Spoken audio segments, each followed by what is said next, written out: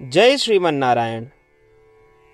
अगली टिप्पणी जौन हम कहब उ रामानुजदास श्रीमान गट्टू वेणुगोपाल स्वामी द्वारा बताई गया है। अध्याय 18 मोक्ष संन्यास योग श्लोक 12। अनिष्टम इष्टम मिश्रंच त्रिविधम कर्मणः फलम भवति अत्यागिनां प्रेत्या न तु सन्यासिनां क्वचित्। ओम। गीताचार्य श्री कृष्ण परमात्मा अर्जुन सहित हम सभी का मोक्ष संन्यास योग के शिक्षा देता है। परमात्मा कहता है, अर्जुन, प्रत्येक कर्म के 3 प्रकार के परिणाम होते हैं, अर्थात सुखद, अप्रिय और मिश्रित। यह स्वर्ग, नरक और मानव लोक। जे लोग कर्म करत हैं और कर्मों के फल के त्याग नहीं करते हैं, उनका ये 3 प्रकार के फल भोगे के पड़त हैं। लेकिन जे लोग कर्म करत हैं और अपने कर्मों के फल के त्याग करत हैं, उनका ना तो यहाँ और ना ही इसके बाद इन 3 प्रकार के फलों के अनुभव हुए और उनके कर्म उनके लिए कोनो बंधन के कारण न बनी है। ऐसा कह के श्री कृष्ण परमात्मा ये स्पष्ट करता है कि प्रत्येक कर्म के अच्छे, बुरे और मिश्रित परिणाम होते हैं और केवल वे लोग जो फल के आशा कई के कर्म करते हैं, वे इन 3 परिणामों से प्रभावित हुई हैं और उनसे बंधे रही हैं। हालांकि जे लोग फल की आशा किए बिना कर्म करते हैं, वे इन 3 परिणामों से बंधे ना रही हैं और इस प्रकार उनके कार्य या उनके कार्यों के परिणाम, उनके लक्ष्य जो उनकी मोक्ष है, उसमें कोनो बाधा उत्पन्न ना करी हैं। इसलिए आओ हम ये समझी कि फल के आशा करते हुए कर्म करे से अपने अंतिम लक्ष्य यानी मोक्ष में बाधा उत्पन्न होए, हमका फल के आशा करे बिना अपने कर्म करे के चाहिए। श्रीमन नारायण का प्राप्त करब और केवल श्रीमन नारायण का शरण लेब अपने जीवन के लक्ष्य बनाते हुए आओ हम श्री कृष्ण परमात्मा द्वारा कहे गए शब्दों का श्लोक के रूप में यथास्वरूप दोहरावे के प्रयास करें।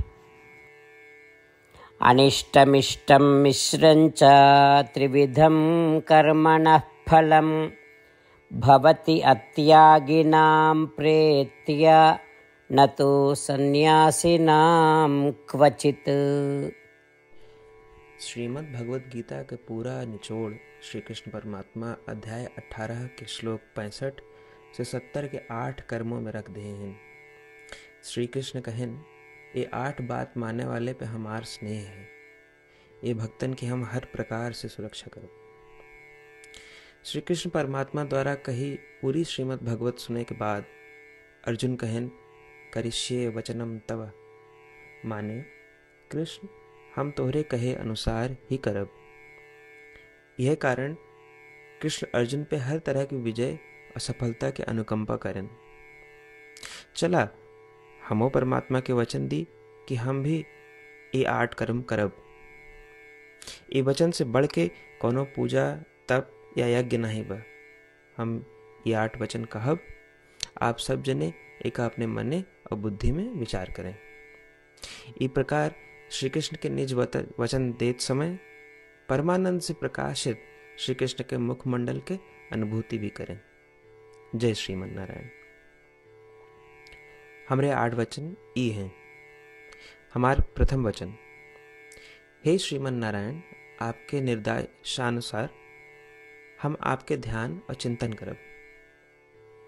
हमारा दूसर वचन, हे श्रीमन नारायण, आपके समझाए अनुसार हम सदा आपके भक्त रहब। हमारा तीसर वचन, हम अपन सारा कर्म आपके संतोष और सेवा के लिए ही करब। हमारा चौथा वचन, जैसा आप कहें, हमका पूरा विश्वास है कि हम आपके हैं और हम सदा आपका करबद्ध नमस्कार व पूजन करब। हमारा 5वां वचन, हे श्रीमन नारायण, अध्याय 18 श्लोक 66 में आपके कथन मामेकं शरणं व्रज। अनुसार केवल आपकी शरणागत की बात कही बा। श्रीमन नारायण, हम केवल आप एक शरण में आए हैं। हमारा छठा वचन। हे श्रीमन नारायण, अध्याय 18 श्लोक 66 में आपे कहे माँ शुचः, मैं आपके शोक न करे के उपदेशानुसार हम शोक न करब। हमारा 7वां वचन। हे श्रीमन नारायण, आपने हमरे खातिर श्रीमद् भगवत गीता दे के हम पे बड़ी कृपा की है। हम नियम से एक श्लोक रोज सुनब या पढ़ब। हमारा 8वां वचन। हे श्रीमन नारायण, आपने सारे लोग के लिए गीता दी है। जे भक्तन गीता के बारे में नहीं जानतन, हम उन तक आपके अलौकिक बतिया पहुंचावे के प्रयत्न करब। अभय हम परमात्मा से अपन 8 वचन बताए। श्रीमन नारायण कया वचन देव कि हर दिन जैसा वो कहे हैं हम वैसन करब, यह एक महान पूजा है। आवा हम अपने अडिग विश्वास के साथ उनका अपन वचन दी कि हे श्रीमन नारायण, आप जैसा कही हैं हम वैसन करब, जैसा आप चाहिए वैसा ही व्यवहार करब, और हम केवल आपे के लिए काम करब। श्रीमन नारायण करिष्ये वचनम तब, माने श्रीमन नारायण हम आपके निर्देशानुसार कार्य करब। सर्वम श्री कृष्णार्पणमस्तु। जय श्रीमन नारायण।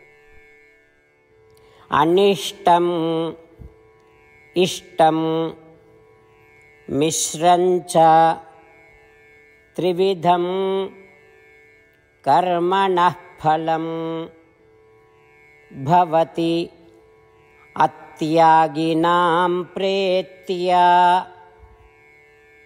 न तु सन्यासिनां क्वचित्। ओम। अनिष्टमिष्टं मिश्रञ्च त्रिविधं कर्मणः फलं भवति अत्यागिनां प्रेत्या न तो सन्यासिनां क्वचित्।